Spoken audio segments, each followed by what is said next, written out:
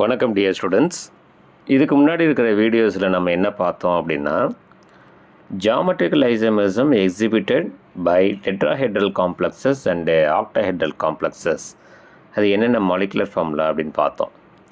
இப்போ நம்ம பார்க்க போகிறது என்னென்னா, optical isomerism exhibited by octahedral complexes. இந்த ஆப்டிக்கல் ஐசோமரிசத்தை டெட்ராஹெட்ரலில் ஆக்டாஹெட்ரல் காம்ப்ளெக்ஸஸ் தான் எக்ஸிபிட் பண்ணோம்.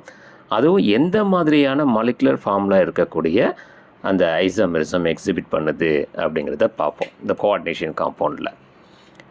அதாவது MAA ட்வைஸ் B2, இந்த AA அப்படிங்கிறது இது பைடென்டேட் லிகண்டை குறிக்குது. ஸோ இந்த மாலிகுலர் ஃபார்முலா இருக்கக்கூடியது ஆப்டிக்கல் ஐசோமரிசத்தை எக்ஸிபிட் பண்ணும். சார், ஆப்டிக்கல் ஐசோமரிசம்னா என்ன? A compound which rotate a plane polarized light either clockwise or anti-clockwise. ஒரு காம்பவுண்டு அந்த தலைமுனைவுற்ற ஒளியை ஒன்று கடிகார முள் திசையிலோ அல்லது எதிர் திசையிலோ சுழற்றுந்துச்சு அப்படின்னா அந்த காம்பவுண்டு ஒளி சுழற்றும் தன்மை கொண்ட சேர்மம். It is optical isomerism. Optical அப்படின்னா என்ன அர்த்தம்னா ஒளி அப்படின்னு அர்த்தம், லைட்.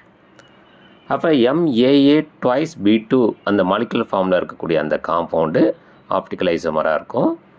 MAA த்ரைஸ் உள்ளதாக இருக்கும். இங்கே கோஆர்டினேஷன் நம்பர் 6 தான் வருது. அது MAA B2C2 இங்கே கோஆர்டினேஷன் நம்பர் 6 தான் வருது. ஸோ இந்த 3 மாலிகுலர் ஃபார்முலாவில் இருக்கக்கூடிய octahedral complexes which rotate the plane polarized light either clockwise or anticlockwise. கிளாக்வைஸை சுட்டு இருந்துச்சு அப்படின்னா அது D ஐசோமர்னும், அதோட மிரர் இமேஜில் இருக்கக்கூடிய ஐசோமரை L ஐசோமர் அப்படின்னு நம்ம சொல்லலாம். சரிங்களா? ஸோ முக்கியமாக நீங்கள் பார்த்துக்க வேண்டியது optical isomerism exhibited by octahedral complex which are the molecular ஃபார்முலாஸ்ன்னு நம்ம தெரிஞ்சுக்கணும்.